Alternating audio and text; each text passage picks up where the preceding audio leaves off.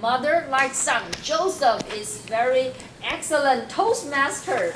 Before, many years ago, I saw him at the Le Tao Tao Toastmaster Club, and Teresa just told me that he is very interested in humorous speech.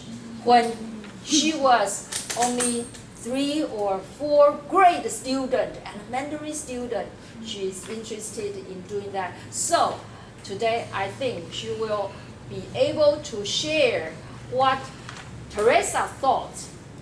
And in the past 3 days, while Teresa was preparing her workshop, Joseph gave Teresa a lot of great ideas. So I think she is able to take over her mother's job and do it greatly. Now, are you ready for Joseph's presentation? Yeah. Let's welcome Joseph. Welcome.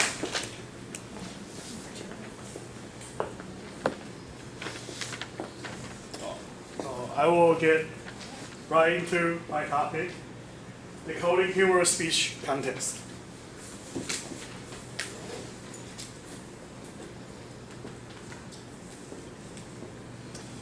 Now, first of all, we need to define what's in a humorous speech. I sum it into 4 points.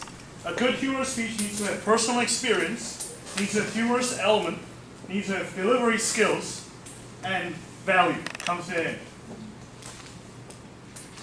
Now, with all 4 combined, you will have a very good speech. But there's one thing that you just have to pray. To win, you need a little luck. It depends on how other people perform and on the judge's preference. Some jokes are good, but not everyone has the same humor. Not everyone will laugh the same joke. So, the first thing we need to have is personal experience.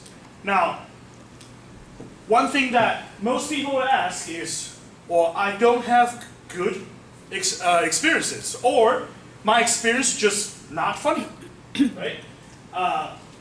Or I'm afraid to use things online because we need to be original. But it's not that concrete. Most of the time, you can use other people's joke if you know how to fuse it into your own experience. You need to know how to put it in your story, put it in your words.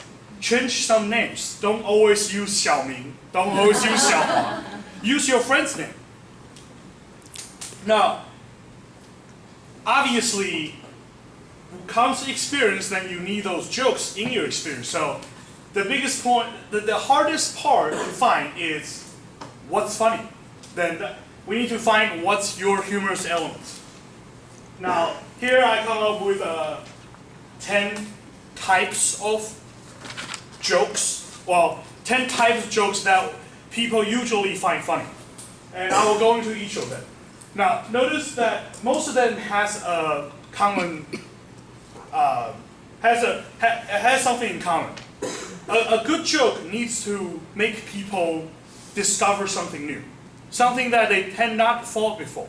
Something that they would never think about. And like in twist or absurd, a lot of them I'll go into later, but keep in mind that most of them will give you a new look on something. The first type is a twist. This is the most common joke. Basically, you say something that people don't think about. And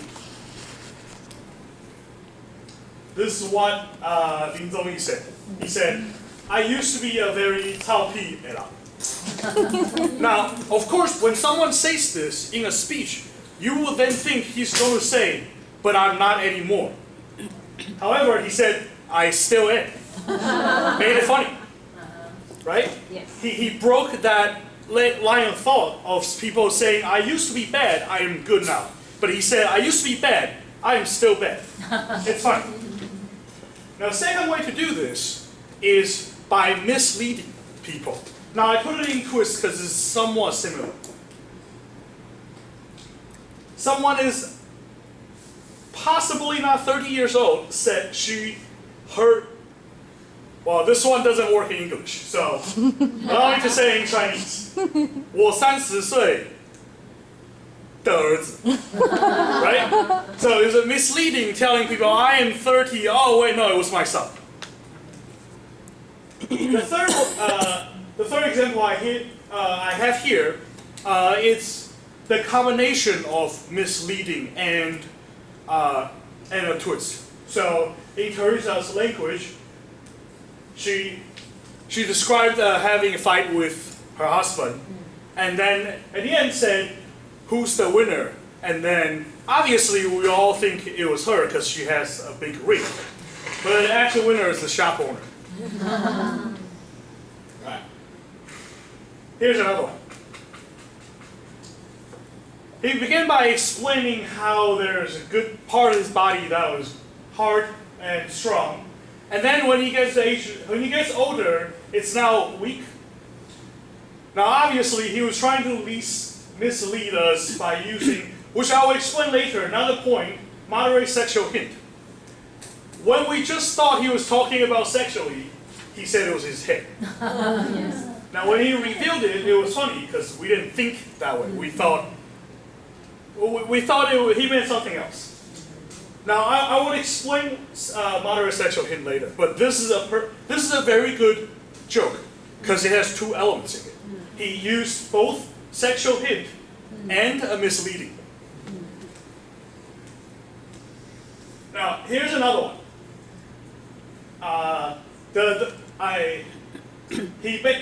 The speech basically described as an encounter with another person and used some questionable sexual hints to make us think about it was an adultery kind of thing. But eventually we realized it was just a dentist. Now, this joke is a little similar to the one previously. However, it is still a good joke, but this one appeared to be not as funny because it's too long. It gave too much hint. Almost everyone can get, eventually, when we read through the last few sentences, we already guess, oh, it was dentist. Of course it was dentist. Like, you're not going to come on stage and tell people about your adultery story. So, although it's still a good joke, but because it was delivered too long, it made it not funny. Because it wasn't a twist for us anymore. We anticipated what it would come out.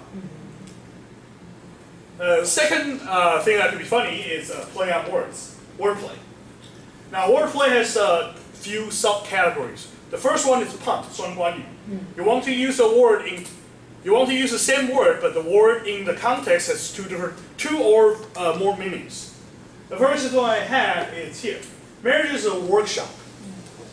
He works, I shop. It's funny because it was a clever play on words, right? It was the exact same words. We took it apart and it meant something else. Now, however, notice that it still contains the first element. It's still misleading, right? We don't want to say it too fast. We stop, let people think about it, and then say it. Same thing we can see here. I have no confidence to have a blind date unless the girl is blind. Now, blind date, we know it's you go like your mom says, "Hey, you haven't got married." Blah blah blah. Here's a girl. But as we can see, he defined it blind and then used it in another word. Made it funny. Here's another one. Try to find the correct answer. Obviously, the teacher put 5 there, suggesting the student needs to try to think. But the student interprets, oh, I'm just looking around from my other classmates to find the answer. And the second one wasn't as funny, but it was okay because he had 3 in a row. So the last one, I wish you didn't see me. The teacher said, I wish I didn't see you cheat. And the student replied, well, I wish you didn't see me cheat either. Right? It was the exact same phrase, but used in different contexts made it funny. Now here's another one. Now this one needs a little explaining. So I believe he pulled out a flashlight and pointed his forehead. He was talking about himself going bald, too tall. So look on the bright side. It's a phrase that people use. You heard of it. But then he pointed the flashlight at his own head. He's looking at the bright side. So that's some of the puns, and then here's the rhymes, 押韵. He says, 我要开飞机翱翔天际. And his mother replies, 荣翔, because it rhymes, and it was criticizing about his body. And it's funny because it rhymes, right? And same thing here. 身高180遇到牙医软趴趴. Now, both of these has another element that I'll talk about later. It's making fun of yourself. And we can see a pattern that a joke, you can't just have one thing. You need to have multiple. Here's some other, this is funny with the rhymes. Read my hips. Oh, read my lips. Now this one obviously, besides rhyming, also contains sexual hints. No money, no honey. This one just straight funny because it rhymes, and no hair, no fit. Same as, now the first one contained a sub-joke in it. He was talking about a small place, New York, which is not small. So there goes another joke already, and then she goes into how her name is funny because of the combination of the first name and last name. Now this one it's the rhyme of the first word, but you get the idea, right? The first name rhymes, and because what comes to it has different meanings, and eventually ended with 施工中 because they could never decide what to name her. Another one on the play on words is a repetition. Here in Teresa's language, she said, few months later he hired me. Few months later he kissed me. Few years later he married me. Now it sounds good because repetition. We're going to see that you want to say the same structured sentence in a competitive way. Here's another example. Does hair matter? And everyone has no. Does face matter? And then eventually yes, does size matter? Now this one is again a two joke. It is sexual hint and delivered in a repetition form. Now keep in mind that repetition, you want to put the funny thing at the end. You don't want to put it in the first because then after they knew it, they heard it. You always want to put your punchline at the end. Then we go to the fifth one, absurd. You want to be very, something that can never happen in real life. But you tell people that it happened in real life. And that makes it funny. I use my broke Italian. Shell, Gucci, Prada, Mamma Mia. Obviously, that would never get anywhere. But she got the job. So it's funny. Here again we see, 我想变超人。小时候考试少1分打一下。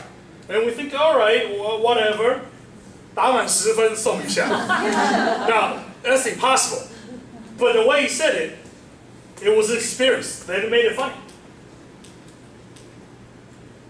Sentences. What other language can you use? Body language. No one would say that, but she said it, so it was funny. And she got a job. And so this was a two-part absurd, right? That comes to the point I mentioned before, making fun of self. This is the safest joke to use. You can make fun of others, but it's harder. Making fun of self is always easy because no one gets hurt. Like here, when he says, I'm 18, my friend is bringing me to a special place. Now, and he says, "Wow, this is so fast." Turns out his friend brought him to a drama club, and then at the end of the drama club, he then again asks, "Now, can you bring me to that special place?"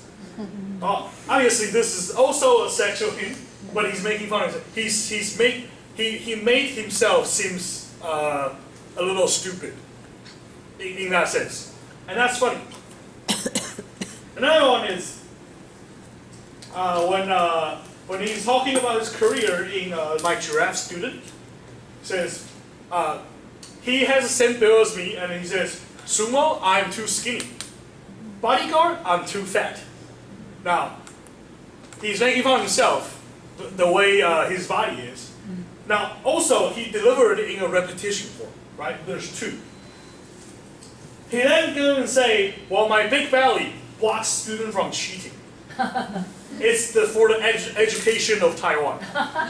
So again, he's making fun of his own belly, but then again, he's telling you that this is good, using absurd. Because of this, he can't lose weight because he's such a good teacher that he has to keep his belly for the education of Taiwan. Right? And again, we see the pattern of using multiple jokes in one.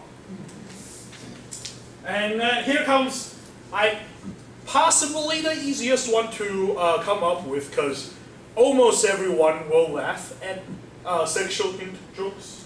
Moderate, which is the important part. So again, third side here says, "My boss was very happy. He took me to a fancy restaurant." You can do the. You want me You to can demonstrate? do a demonstration. I Okay. can't. Well, it's not going to be funny. The boss was very happy that night, and he took me to a fancy restaurant. I want to tell you what happened next.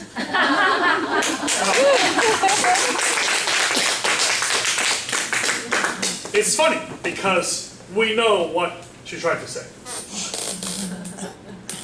Here's another one. Because yes, there's a size matter, which is an overused joke, but it's always funny. How many times have you heard this joke? Too many, but it will always be funny. This is the beauty of moderate sexual hint. It will always be funny.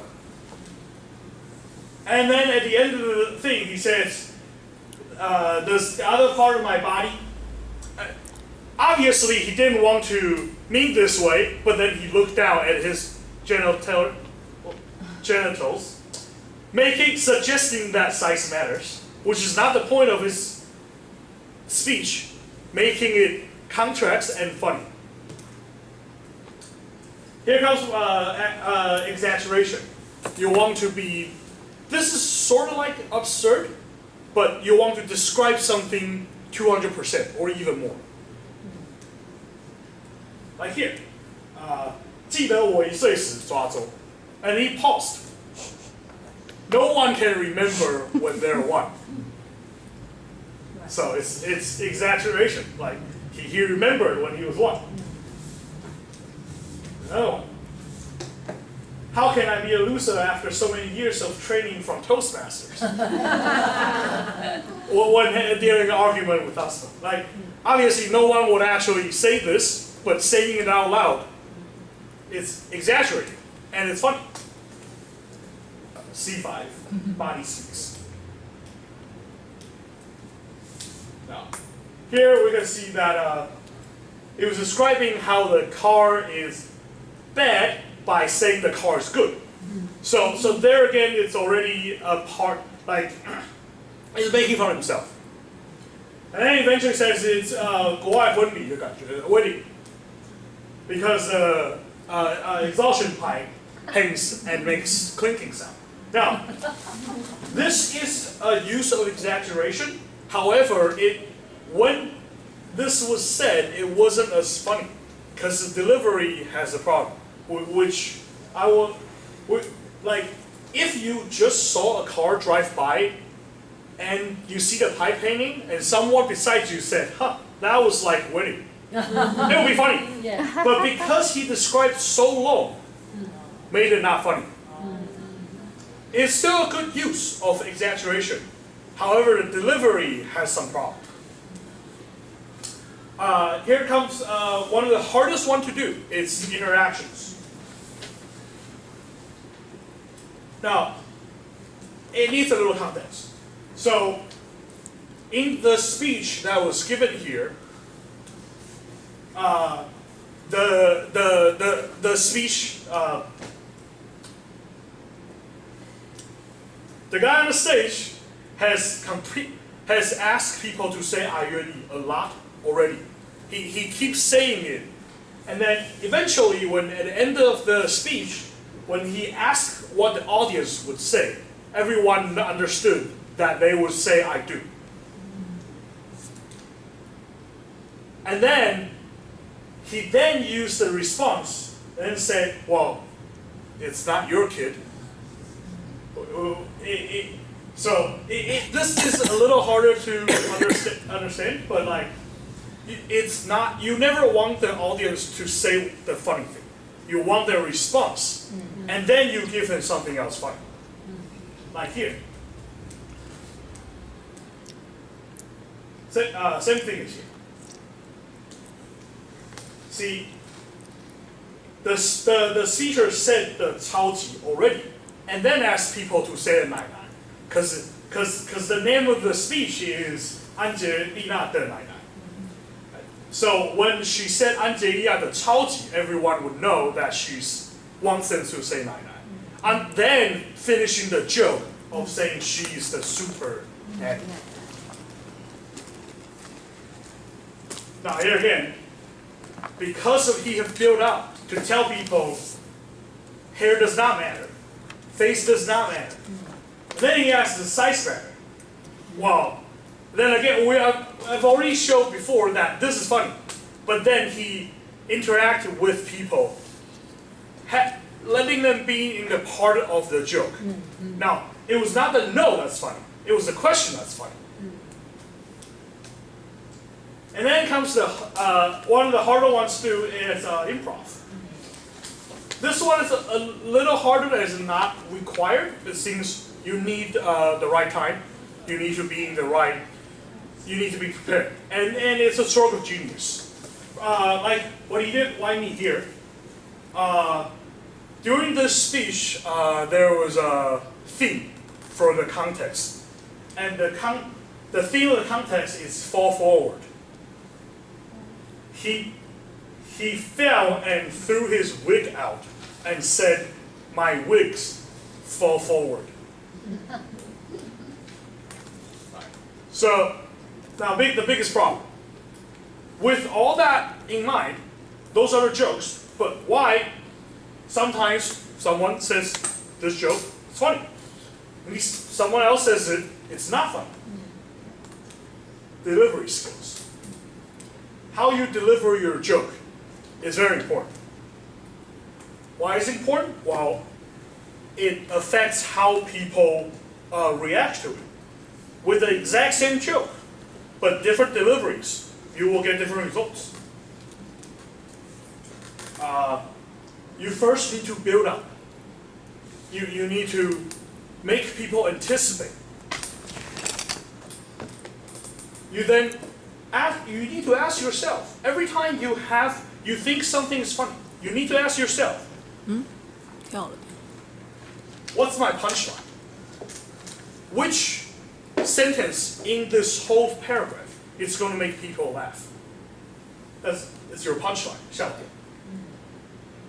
Now, with correct usage of delivery, you can enhance the joke. However, with poor delivery, it will harm your joke. It will turn something funny to not funny. So the first thing we need to understand is understand your joke. You need to know what's your punchline. What's your punchline? What sentence in this paragraph is funny? After that, we need to then know how funny is the joke. How powerful is your joke? Is this going to just get some chuckles? Is it going to blow the roof? like you need to test this out. What setup do I need? How do I get to that point? And it comes from delivery skills. Now, here's a brief formula of how you want to do this. Once you have figured out how powerful your joke is, if it's something that's not that funny, you can't, your build-up, your setup can't be long. Like what I explained before, the car joke. It wasn't that funny. And since the delivery was that long, it made it seem less funny. Now, if you have a very, very funny joke, you can talk for 30 seconds to a minute before you deliver it. It will still be funny. Because, like what I said first, the first thing I said, you want people to experience something new. Right? So, for example, in a twist joke, you want people to not be able to guess what you're going to say. If you give too much hint, before you said what is funny, they guessed it. Then it's not going to be funny. Just like the dentist one. He said it too long. He gave too much hint. Everyone already know, oh, you're talking about dentist. Ah, it's dentist. Right? Alright, so here's the list of different delivery skills that you will use to enhance your joke.